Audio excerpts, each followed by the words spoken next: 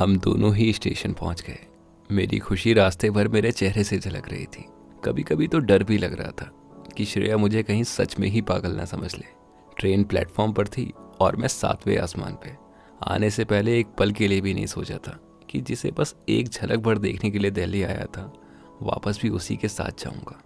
Booked seat भी lower berth थी, एकदम आमने सामने। कुछ साल पहले मैंने कश्मीर जाने के लिए 2 महीने पहले ही टिकट बुक कर ली थी, पर उस दिन भी मुझे लोअर सीट नहीं मिल पाई थी। और आज मन की सारी बातें खुद ही पूरी हो रही थी। ऐसा लग रहा था जैसे सब कुछ पहले से ही प्री प्लान्ड हो। पर कहते हैं ना, जब इतनी सारी खुशियां एक साथ मिले तो ग्रहण भी जल्दी ही लग जाता है। वो एनवेलप जो जतिन ने दिया था वो रास्ते में ही कहीं गिर गया। ये बात जब मैंने श्रेया को बताई तो उसने बस बड़ी आंखें करके मुझे देखा। टिकट्स खोई किससे थी ये तो पता नहीं, पर फिर भी मैंने खुद की गलती मान ली थी। वो क्या है ना कि ये खोने पाने वाली चीज़ मेरे साथ बचपन से ही होते आ रही थी। सीट्स तो मिल गई, पर श्रेया बहुत रिलैक्स थी, जैसे कुछ हुआ ही ना हो। मुझ में भी हिम्मत आई और ट्रेन भी स्टार्ट हो गई। अब हम सफ़र में तो थे, बस हम सफ़र नहीं थे। ये बात मैं उसे भी कहना चाहता था, पर हिम्मत जैसे चौखट पे आते ही ख़त्म हो जाती थी। मैं बस इसी सोच में बैठा था कि श्रेया ने अपना हाथ मेरी ओर बढ़ाया। मैं घबराहट में बस गिरने ही वाला था कि उसने बगल में रखी पानी की बोतल उठा ली। लाइफ में जिस वक्त कॉन्फिडेंस की सबसे ज़्यादा ज़रूरत हुई है ना, उसी वक्त सबसे ज़्यादा नर्वस हुआ हूँ मैं। और मुझे इतना नर्वस होते हुए देख श्रेया ने पूछ ही लिया कि सब ठीक तो है ना।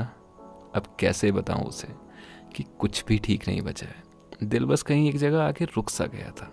इस सफ़र में मैं अपनी मंजिल पाना चाहता था, और फिर बस यूं ही सब कुछ ठीक सा लगने ही लगा था कि टीसी आ गया। मैं तो थोड़ा घबरा सा गया था, पर श्रेया ने अपने मेल बॉक्स से टिकट चेक करवा दी। पर टिकट तो जतिन ने बुक करी थी, तो फिर टिकट श्रेया के मेल में कैसे? बल्कि श्रेया तो खुद सरप्राइज थी जब जतिन उसे टिकट का एनवलप दे रहा था। मैं इसी सोच में था कि श्रेया ने अपना हाथ मेरी ओर बढ़ाया, और इस बार उसने पानी की बोतल नहीं उठाई, बल्कि उसने मेरे हाथ के ऊपर अपना हाथ रख के कहा कि तुम इतना मत सोचो, तुम्हारी सोच वहाँ तक नहीं पहुँच पाएगी।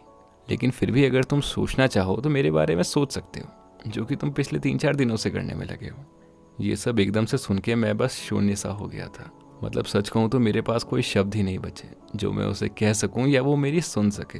अब मैं बस निशब्द होकर उसकी ओर देखने लगा, और उसने मुझे वो सारी बातें बताई है जो मुझे याद तक भी नहीं थी। अब चाहे वो बात 8th की हो या 2nd क्लास की, स्कूल का टिफ़िन, पानी की बोतल, इंग्लिश की कॉपी, सब कुछ, मतलब सब कुछ याद था यार उसे। और मैं बस सुनने में लगा था।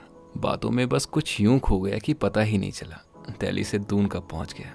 और इतनी सारी बातों में से एक यकीन भी हो चला था मन में कि इस सफ़र में मंजिल पा ली है मैंने। दोनों की ही आंखों में एक चमक थी। हम वहाँ उस पल अलग तो हो रहे थे, पर दोनों की ही बातों में जल्द मिलने का वादा था। सब कुछ समेटता हुआ मैं बस अपनी खुशी नहीं छुपा पाया, और कसूर सिर्फ मेरा नहीं था, वो भी शामिल थे इज़हार में। पूरी कहानी का वादा उसने अगली मुलाकात पे छोड़ दिया, और जाते हुए बस इतना कहा कि इस बार मामा जी को बस टाइम से रिसीव कर लेना।